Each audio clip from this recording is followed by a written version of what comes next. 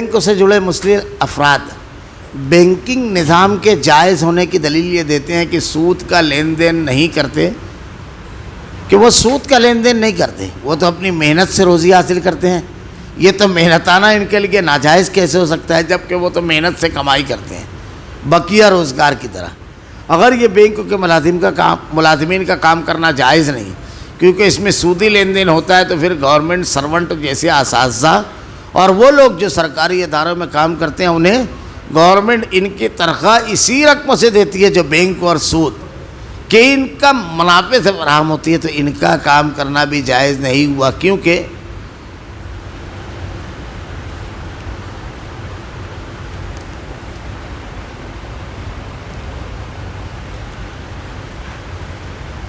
ان کا کام کرنا جائز نہیں ہوا کیونکہ وہ سودی رقم سے اپنی تنخواہ حاصل کرتے ہیں۔ اس میں بہت ساری باتیں کہی دی گئی ہے اور تھوڑی سی معلومات کی کمی بھی ہے۔ سب سے پہلی چیز سوال جو کیا گیا ہے کہ بینک میں جڑے مسلم افراد جو بینک میں ملازمت کرتے ہیں ان کا معاملہ ہے۔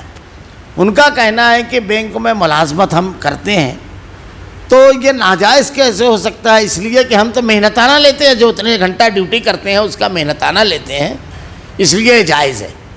سوال محنتانہ کا نہیں ہے، ورنہ اللہ کے نبی صلی اللہ علیہ وسلم نے تو شراب بنانے والا، اس کو کشید کرنے والا، اس کی حمالی کرنے والا سب کو کہا ہے حرام۔ تو اب شراب کوئی شخص اگر کشید کر رہا ہے، بنا رہا ہے اور بنا کر کے بیچ دے رہا ہے تو اس نے محنت کیا، اس کا محنت کا پیسہ لیا اس نے۔ جو حمالی کر کے ایک جگہ سے دوسری جگہ پہنچا رہا ہے، اللہ تعالیٰ قرآن میں کہتا ہے تعاونوا علی الاسم والعدوان تعاونوا علی البر والتقوی ولا تعاونوا علی الاسم والعدوان، برائی کے کاموں میں معاونت بھی نہ کرو۔ اللہ تعالیٰ ارشاد فرماتا ہے، اللہ کے نبی نے ارشاد فرمایا بینک کا یعنی سود کا لینے والا، اس کا دینے والا، اس کا لکھنے والا، اس کا گواہ، اس کا ضامن سب یکساں مجرم ہے۔ بالکل صاف حدیث کے الفاظ ہیں، یہ محنتانہ نہیں ہے۔ آپ کو کام اگر کرنا ہے تو آپ اللہ تعالیٰ نے قرآن میں ارشاد فرمایا ہے باطل طریقے سے حکام کے پاس باتیں پہنچا کر کے لوگوں کا مال نہ کھاؤ، اس میں بھی آدمی محنت کرتا ہے۔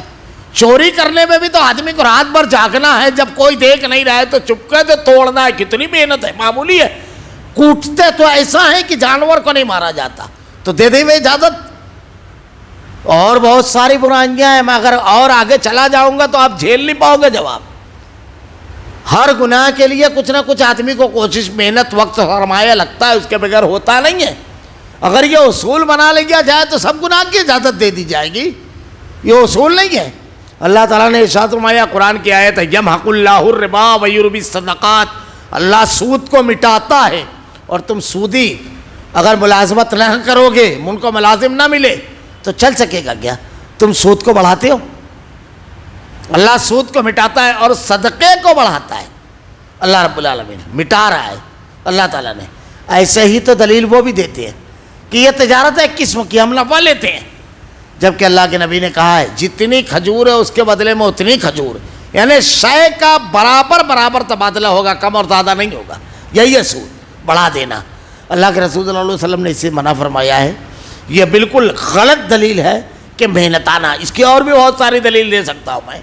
محنت کی اگر اصول بنائیں گے آپ تو ایک گنڈا بھی مار کوٹ کر کے جو ہفتہ وصولی کرتا ہے تو جیل جانا پڑتا ہے، اس کو بہت ڈھیر جھیلنا پڑتا ہے، تو دے دیں اجازت سب چیز کی۔ آپ کے اصول کے مطابق چوری کی اجازت دے دی جائے، کسی کا مال چھین کر کے بھاگنا ہے آدمی کو کم محنت ہے کیا؟ نارمل آدمی ٹہلنا ہے، یہ بھاگ رہا ہے بیچارہ، کسی کا موبائل چھین کر کے پکڑا گیا تو کوٹا جائے گا تو کم محنت ہے، تو اجازت دے دیں۔ یہ اصول نہیں ہے۔ ہم دین کے ماننے والے، اللہ کے نبی نے ایک حدیث آنے کے بعد ایمان کی بات کی ہے کہ آدمی چھوڑ دے۔ دوسری بات جب اللہ کے نبی نے کہا اس کا لکھنے والا، اس کا گواہ، اس کا ضامن سب اسی حکم میں ہے، اور یہ کتنا سنگین جرم ہے جانتے ہیں؟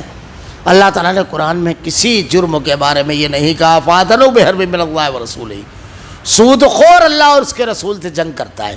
اب اس میں لکھنے والا، گواہ سب ایک جیسے مجرم ہے تو سب کے لیے یہی ہوگا، سب۔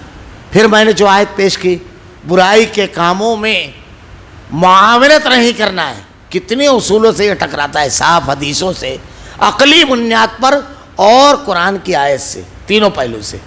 آگے ایک چیز اور ہے جو بیان کی گئی تاکہ وہ بات بھی آ جائے. وہ ان کو معلومات عجیب سی لگ رہی ہے مجھ کو. یہ کیا کہہ رہے ہیں حضرت؟ پھر سرکاری اداروں میں جو اساتذہ وغیرہ کام کرتے ہیں ان کی تنخواہ بھی اسی رقم سے دیتی ہے. نہ جانے کون سا انہوں نے پڑھا ہے, مجھ کو نہیں سمجھ میں آتا ہے. سود اتنا مل جاتا ہے گورنمنٹ کو, بینکوں کو, کہ یہ جو گورنمنٹ سرونٹ ہے ان کو تنخواہیں دے دینے. یہ ٹیکسز کیا کرتی ہے گورنمنٹ؟ سب رکھا ہے, رکھا رہتا تو ابھی بکتے رہتا سب. یہ ٹیکسز آپ کتنا پرسنٹ ٹیکس دیتے ہیں معلوم ہے آپ کو؟ اندازہ ہے ٹیکس کتنا دیتے ہیں؟ گورنمنٹ کتنا ٹیکس لیتی ہے ہم سے؟ یہ وہ ٹیکسز جو جمع ہوتے ہیں اس کے ذریعے دفاع اور لوگوں کے اخراجات اور لوگوں کو وہ جو دیا جاتا ہے وہ اس کے ذریعے کیا جاتا ہے. اب یہاں جو معاملہ ہے کہ سود پہ نہیں ہے, یہ بالکل کلیئر ہے, اس میں مکسنگ ضرور ہے. گورنمنٹ ویسے کر رہی ہے, اتقوا اللہ ما استطعتم کا معاملہ ہے, لیکن اگر واضح طور پر سودی رہے گا لات مار کے نکل جائیں گے. یہ بینکوں سے نہیں, یہ ٹیکسز سے دیتے ہیں. بالکل غلط استدلال ہے, دھوکہ دڑی ہے, یہ مغالطہ دینا ہے. اب کتنا ٹیکس دیتے ہیں آپ کو معلوم ہے؟ ہندوستان میں کتنا پرسنٹ ہے؟ 100% کے اوپر ٹیکس ہے ہمارے یہاں. کوئی ایک چیز نہیں ہے جو ٹیکسوں سے بچی ہوئی ہے. یہ سب ٹیکسز جو جاتے ہیں. آپ دیکھیے مالیگاؤں کے اندر جو ہماری کارپوریشن ہے اس کا جو بجٹ ہے کتنا ہے؟ 400 کروڑ ایک شہر سے یہ اتنا ٹیکسوں کے طور پہ وصول کرتی ہے. یہ کیا اوپر سے آتا ہے کیا؟ یہ سب ٹیکسوں سے وصول کرتے ہیں. پانی آپ کو دیتی ہے, پانی پٹی لیتی ہے آپ سے, ہر چیز کا ٹیکس گورنمنٹ لیتی ہے. پھر یہ جو زمینوں کا خرید و فروخت ہے یہ سب اسٹیٹ گورنمنٹ, سینٹرل گورنمنٹ کو جاتا ہے. کچھ ٹیکسز جو ہیں اسٹیٹ گورنمنٹ کو جاتے ہیں. انکم ٹیکس ہو یہ ڈائریکٹ آپ کو سینٹرل گورنمنٹ کو جاتے ہیں, اسٹیٹ کو بھی نہیں جاتا ہے. یہ جو آپ پٹرول لے رہے ہیں اس کے اوپر جو ٹیکس لگا رہے ہیں وہ یہ پورا کا پورا سینٹرل گورنمنٹ اپنا لگاتی ہے, اسٹیٹ گورنمنٹ اپنا لگاتی ہے. الگ الگ گورنمنٹیں اپنا اپنا ٹیکس لیتی ہے اور اسی ٹیکس کے ذریعے پھر سرکار چلتی ہے, اپنے ملازمین کی تنخواہیں, فلاحی کام یہ تمام کے تمام کرتے ہیں. تو آپ نے جو دلیل دی ہے وہ دلیل ہی غلط ہے, آپ کا استدلال غلط ہے, اس سے نہیں دیا جاتا ہے.